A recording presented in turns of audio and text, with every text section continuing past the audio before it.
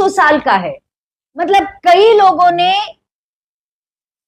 अपने परिश्रम के द्वारा उन वास्तुओं को, उन चीजों को खड़ा किया और उनका जनरेशन टू जनरेशन परमेश्वर के वचन को प्रचार करने का उन्होंने अपने ऊपर बोझ ले लिया।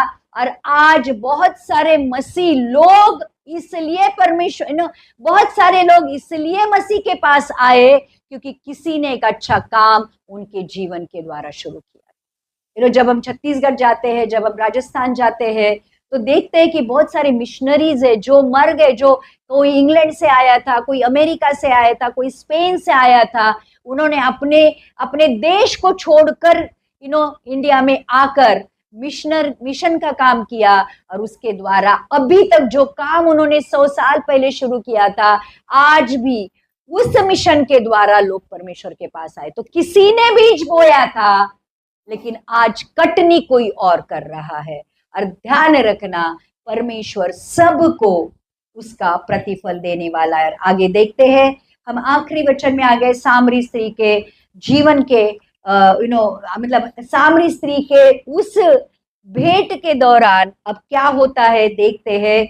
4:29 की सामरियों का विश्वास कैसे बढ़ता है। उस नगर के बहुत से सामरियों ने उस स्त्री के कहने से यीशु पर विश्वास किया, क्योंकि उसने यह गवाही दी थी, उसने सब कुछ जो मैंने किया है मुझे बता दिया। मतलब देखो, उसने इतनी बोल्डनेस दिखाई थी। एक आधी स्त्री क्या होती थी, चुपचाप बैठती थी कि मेरे पास के बारे में जो गंदा है यीशु मसीह ने मुझे बता दिया, तो उसको एक तरह से वो शांत बैठती थी। लेकिन इसने शांत बैठी नहीं, और लिखा है सामरी लोगों ने इसलिए उस स्त्री के ऊपर विश्वास किया जो ये कहती थी, मुझे ऐसा कोई पुरुष मिला है जिसने मेरे बारे में वो सब कुछ बता दिया जो मैंने किया है।